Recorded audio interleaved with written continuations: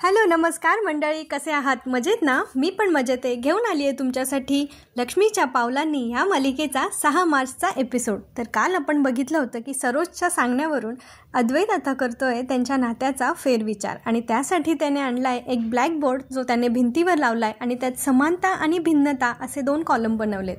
आता कला आता अद्वैतला विचारत असते की हे सगळं काय चाललंय. तर अद्वैत सांगतो की आपल्या दोघांमध्ये काय समानता आहे आणि काय भिन्नता आहे हे आपण वारंवार आता या फळ्यावर लिहून ठेवायचं आहे. पुढे अद्वैत म्हणतो आता आपल्याला कळेलच की आपल्यात किती समानता आहे आणि ते आपल्याला कळलं तरच पुढे जाण्यात काहीतरी अर्थ आहे ना. मग कला विचारते आणि भिन्नता जास्त असेल तर अद्वैत म्हणतो मग ते आपल्याला ठरवावं लागेल. मग आपण म्युच्युअल अंडरस्टँडिंगने वेगळे होऊ. आणि ही गोष्ट ऐकून कलाला मात्र धक्का बसतो आणि मग नंतर तुझा मार्ग वेगळा आणि माझा मार्ग वेगळा होईल. आणि हे ऐकून कला आता अद्वैतवर ओरडते आणि ती म्हणते काही काय बोलतोयस तू चांदेकर? मान्य आहे की ऑफिसमध्ये माझ्याकडून चूक झाली, पण त्यावरून तू आता आपलं लग्न वेठीस धरणार आहेस का? आपलं लग्न देवाब्राह्मणांच्या आणि आपल्या घरच्यांच्या साक्षीने झालं आहे. आता अद्वैतला सरोज मॅमचे शब्द आठवतात की तुम्ही दोघं एकमेकांसाठी कम्पॅटेबल आहात का हे तू तपासून बघ आणि जर नसाल तर वेगळे व्हा. आता त्यानंतर कला अद्वैतला म्हणते की ऑफिसमध्ये घडलेल्या गोष्टींचा आपण आपल्या घरातल्या गोष्टींवर, आपल्या नात्यांवर त्याचा फरक पडू देणार आहोत का? तर अद्वैत म्हणतो अजिबात नाही. त्या गोष्टींचा या गोष्टींशी काहीही संबंध नाही, हे मला पण कळतंय.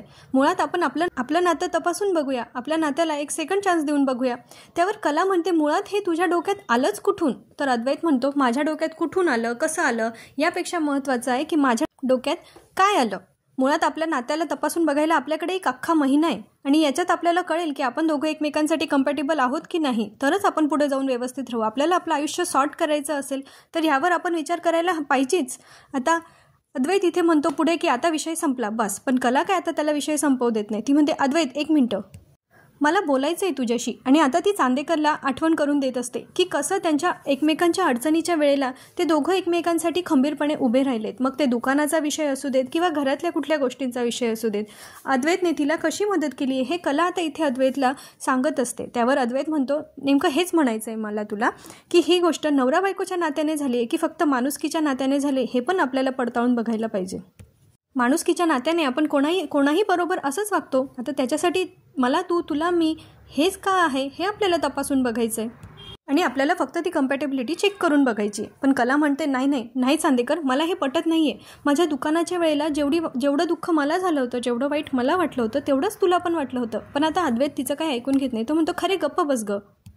पुढे अद्वैत म्हणतो की मी एक चांगला माणूस आहे म्हणून मला तुझ्या दुःखात दुःख वाटलं, बस एवढंच. तू तुझ्या आईवडिलांच्या सांगण्यावरून लग्न केलंय आणि मी माझ्या आबांच्या सांगण्यावरून लग्न केलंय. ह्या लग्नाला कुठलाही बेस नाही आहे आणि पुढचा महिनाभर आता मी जसं सांगतोय तसंच होईल, बस विषय संपला. आणि इथं असं म्हणून अद्वैतने तो विषय संपवला आहे. आता त्यांना जायचं आहे महादेवाच्या पूजेसाठी, कारण त्यांच्याकडे आहे आज महाशिवरात्र. तर आता कला छानपैकी गुलाबी साडी नेसून आलेली आहे आणि मस्त मोत्याचे दागिने तिने त्यावर घातले आहेत. पण कलाच्या डोक्यात अजूनही अद्वैतबद्दलचाच विचार आहे की त्याने तिच्यासाठी काय काय केलं आहे. ही गोष्ट तिला परत रिकॉल होते आणि ती त्याच विचारामध्ये तिच्या रूममधून जिन्यावरून खाली उतरत येत असते. कलाला फार टेन्शन आलं आहे की त्यांच्या नात्याचं आता भविष्य काय असणार आहे, कारण तिला चांगलंच माहिती आहे की त्या दोघांमध्ये समानतेपेक्षा जास्त भिन्नता आहे. सगळेजण अद्वैत कलाची वाट बघत असतात पूजेला जाण्यासाठी, म्हणून आबाही त्या दोघांना आवाज देतात. कला आल्यानंतर सगळे खाली उभे असतात पण कलाच्या डोळ्यात मात्र पाणी असतं. म्हणून ते लपवण्यासाठी ती म्हणते की तुम्ही सगळे या, मी पुढे होते. म्हणून कला अगोदर बाहेर जाते. आता इथे सरोज मॅमला कळतं कलाच्या चेहऱ्याचे एक्सप्रेशन बघून की नक्कीच अद्वैतने तिच्याशी या बाबतीत डिस्कस केलं आहे, म्हणून त्या मनातल्या मनात खुश होत असतात.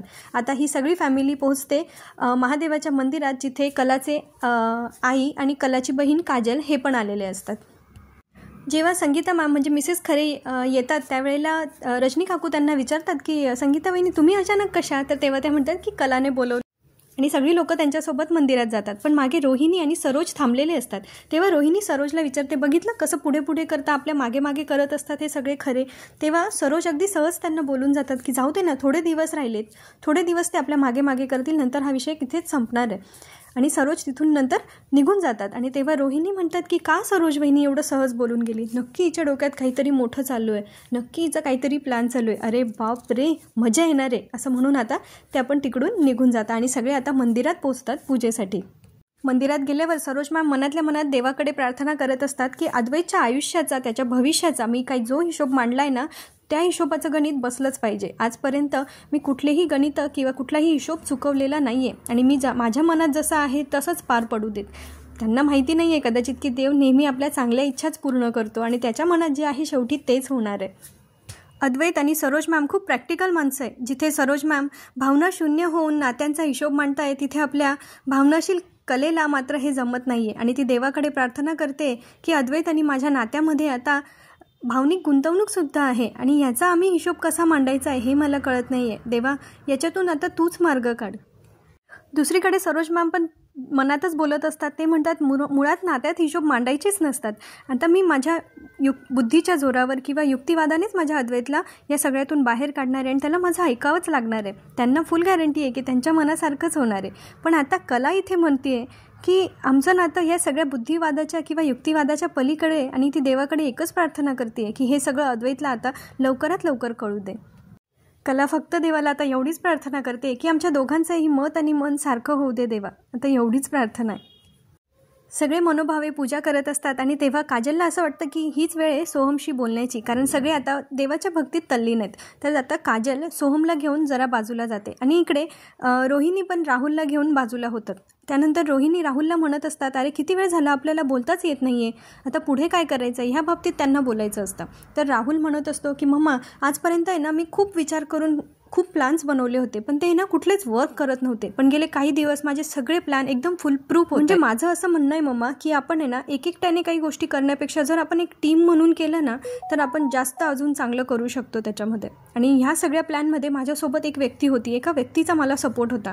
रोहिणी म्हणतात, कुठली व्यक्ती? आणि आता तिथे समोर येते ती म्हणजे नैना. दुसरीकडे आपल्याला काजल आणि सोहमचा सीन बघायला मिळतो, जिथे काजल सोहमला म्हणत असते की मी तुला किती फोन केले, किती मेसेज केले, तू काहीच रिप्लाय देत नाहीयेस, तू मला भेटत पण नाहीयेस, असं नको करू यार सोहम.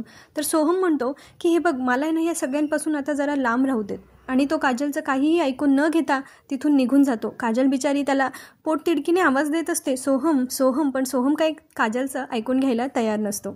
सगळे पूजा करू लागतात आणि मग गुरुजी त्या मंदिराचं महात्म्य सगळ्यांना सांगत असतात की तिथे महाशिवरात्रीच्या दिवशी सकाळी महापूजा होते आणि त्यावेळी महादेवाच्या पिंडीवर महाहार चढवला जातो आणि नंतर ती पूजा संपन्न झाल्यानंतर तो हार काढून भक्तजनांकडे टाकला जातो, म्हणजे त्यांच्या अंगावर तिकडे असा मागच्या बाजूने फेकला जातो आणि तो हार ज्याच्या गळ्यात पडेल त्याला तो महादेवाचा प्रसाद मिळतो आणि साक्षात महादेवाचा आशीर्वाद त्याला मिळतो, असं त्यामागची संकल्पना आहे. आणि ह्यासाठी लोक लांबून लांबून येतात आणि बऱ्याच लोकांना याची प्रचिती पण आलेली आहे, असं गुरुजी सगळ्या भक्तजनांना समजावून सांगत असतात.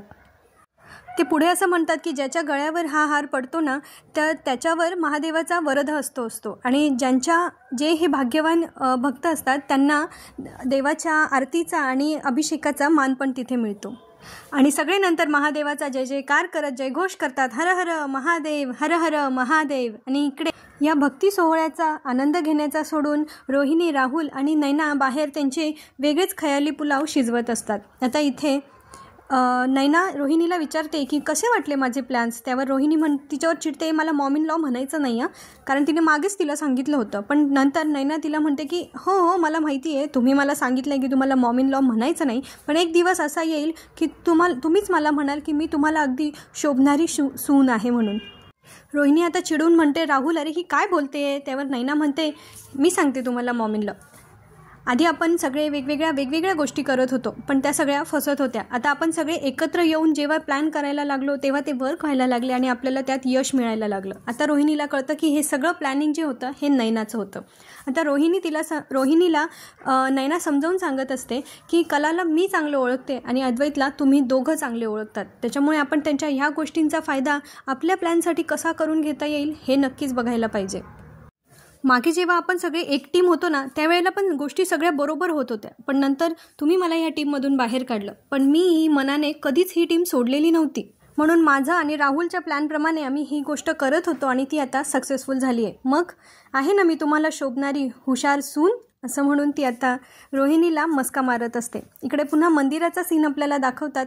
ते माळ भक्तांकडे फेकण्याचा जो सीन आहे तो आपल्याला इथे बघायला मिळतो आणि आता महादेवाच्या प्रसादाची माळ भक्तांकडे फेकायला घेतात आणि त्यावेळेला चमत्कार होतो आणि ती माळ जाऊन अद्वैत आणि कलाच्या गळ्यात जाऊन पडते. म्हणजे एक प्रकारे इथे महादेवाने इथे संकेतच दिला आहे की तुम्ही सगळे चांडाळ लोक मिळून ह्या जोडीला त्रास द्यायचा तेवढा द्या, त्यांना वेगळं करायचे तेवढे प्रयत्न करा, पण महादेवाचा आशीर्वाद साक्षात त्यांना मिळाला आहे, त्यामुळे ते दोघं एकमेकांपासून कधीही वेगळे होऊ शकणार नाही. फक्त त्या दोघांच्या एकत्र येण्यामागचं कारण मात्र हे लोक ठरू शकतात, कारण त्यांच्या अशा वेगवेगळ्या प्लॅन्समुळेच कदाचित कला आणि अद्वैत अजून जवळ येतील असं मला वाटतं. तुमचं यावर काय मत आहे कमेंट बॉक्समध्ये नक्की सांगा. अरे हो मित्रांनो, व्ह्यूज तर छान मिळत आहेत व्हिडिओजला, पण तुम्ही कमेंटच नाही करत आहे, का असं? अहो तुमच्या पॉझिटिव्ह निगेटिव्ह दोघं कमेंट्सचं स्वागत आहे. काही चांगलं असेल तर अप्रिशिएट करा आणि काही चुकत असेल तर मला नक्की मार्गदर्शन करा. मला तुमच्या मार्गदर्शनाची खूप गरज आहे. वळूया मालिकेकडे. रोहिणी इथे नैनाचं कौतुक करत म्हणत असतात की मागे तुझी हुशारी तर मला माहितीच आहे, मागे पण प्रेग्नन्सीच्या वेळेला तू चांगलं डोकं वापरलं होतंस आणि नाहीतरी तुला माहिती की कोणाच्या खांद्यावर उभं राहून कसं आपलं काम काढून घ्यायचं, म्हणजे तिचं काम होण्यासाठी कोणाच्या खांद्यावर उभं राहावं लागलं तरी चालेल असं रोहिणी तिला सांगत असतात. तर रोहिणी म्हणते तसं नाही, पण आता कला आणि अद्वैतला त्याच्या ऑफिसमध्ये आणि घरामध्ये कसा त्रास द्यायचा हे आता आपण तिघं मिळून बरोबर प्लॅन करू आणि आपण त्याच्यात यशस्वी पण होऊ आणि त्याची पायाभरणी मी सुरुवात केली पण आहे.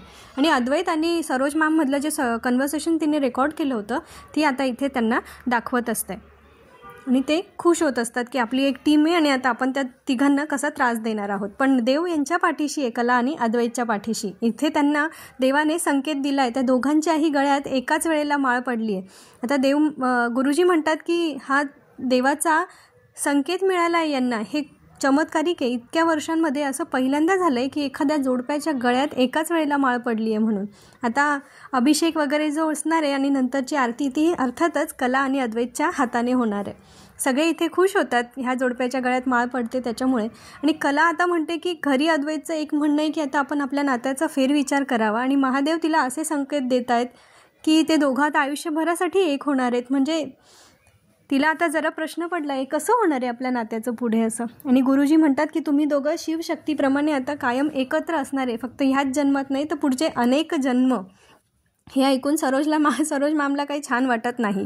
तर दुसरीकडे आता कलाची बहीण जी आहे काजल, तर ती म्हणत असते की किती छान असताना, उलट प्रेम ही भावना छान आहे असं तिला म्हणायचं आहे. मग ती म्हणते मग ते मैत्रीतलं पण प्रेम तर असतंच ना, त्यासाठी टिपिकल नवरा बायको गर्लफ्रेंड बॉयफ्रेंड असंच व्हायला पाहिजे, म्हणजे त्या नात्याला नावच दिलं गेलं पाहिजे असं काही नाही आहे, असं काजलचं निखळ मत आहे. आता इथे मिसेस खरे म्हणजे संगीताताईंच्या लक्षात येतं की काजल जी आहे हे विचार करताना ती सोहमकडे बघते, म्हणून त्या दोघांमध्ये जाऊन त्या उभ्या राहतात. आणि आता त्यांना ते म्हणतात ना दूध का जला छाछ भी फूक फूक कर पिता आहे, तसं आता त्या नैनामुळे कलाला त्रास झाला आहे, तसाच त्रास काजलमुळे पुन्हा कलाला होऊ नये असं त्यांना वाटतं आहे. आणि म्हणून त्या म्हणत आहेत की आता माझ्या कलेच्या संसारात मला दुसरं कुठलाच त्रास नको आहे, त्यामुळे तू लांब राहा. पुढे आता आपल्याला बघायला मिळते की कला आणि अद्वैतच्या हाताने छानपैकी अभिषेक आणि आरती तिथे पार पडलेली असते. अद्वैत मनातल्या मनात विचार करतोय आणि कलाही विचार करते की घरी एकीकडे देवा हे काय संकेत आहे, एकीकडे माझा नवरा मला सांगतोय की आपल्या नात्याचा आपण फेरविचार करूया नाहीतर वेगळे होऊया, आणि इथे तू असे आम्हाला संकेत देतोयस. मी अशा ठिकाणी अशा उंबरठ्यावर उभी आहे की त्याच्या बाहेर मला फक्त अंधार दिसतोय आणि ह्यातून आता मला तूच मार्ग दाखव, म्हणून ती आता देवाकडे प्रार्थना करत असते. आणि इथेच आजचा एपिसोड संपतो. पुढच्या भागात त्यांनी आपल्याला असं दाखवलं आहे की कला अद्वैतसाठी कॉफी करत असते, त्यावेळेला नैनामध्ये येते आणि ती असा विचार करते की आता पुढचे काही दिवस अद्वैत कसा घरी राहील याची काळजी नैना घेणार आहे. बहुतेक तिचा प्लॅनिंग असं आहे की अद्वैत घरी राहिला म्हणजे मग त्या दोघांमध्ये सारखे ते दोघं एकमेकांच्या समोर येतील आणि त्यांच्यामध्ये वाद होतील, क्लॅशेस होतील आणि मग त्यांचं नातं अजून लांब जाईल. आणि तेव्हा जो घरी असणारे अद्वैत त्यावेळेला हे दोघं म्हणजे ही सगळी लोकं तर कुरघोड्या करणारच आहे, हे तर कन्फर्म आहे. आणि म्हणून ती कॉफीमध्ये काहीतरी तिला मिक्स करायचं असतं आणि त्यासाठी ती एक काचेचा ग्लास मुद्दाम फोडते आणि कलाला तो साफ करायला तिचं डायव्हर्ट करते माइंड, आणि दुसरीकडे ती कॉफीमध्ये काहीतरी मिक्स करते. अद्वैत ती कॉफी पितो आणि तो म्हणतो की काहीतरी वेगळीच लागते कॉफी, पण त्यांच्या लक्षात येत नाही आणि बहुतेक तो पिऊन घेतो. आता याचा काय परिणाम होणार आहे अद्वैतच्या तब्येतीवर ते बघणं पुढे मनोरंजक ठरणार आहे. आणि अद्वैत जेव्हा घरी असेल त्यावेळेला त्यांचं नातं अजून बिघडेल की टिकेल आणि हे लोक काय काय उद्योग करतात ते बघणं पण तितकंच इंटरेस्टिंग ठरणार आहे. तर माझ्या आवाजातला रिव्ह्यू आवडला असेल तर चॅनलला लाईक शेअर सबस्क्राईब नक्की करा. पुढच्या व्हिडिओसाठी सबस्क्राईब करून ठेवा म्हणजे तुम्हाला लवकर नोटिफिकेशन मिळेल. तर भेटूया पुढच्या भागात. तोपर्यंत खुश रहा, हसत रहा, आपली आणि आपल्या प्रियजनांची काळजी घेत रहा. धन्यवाद.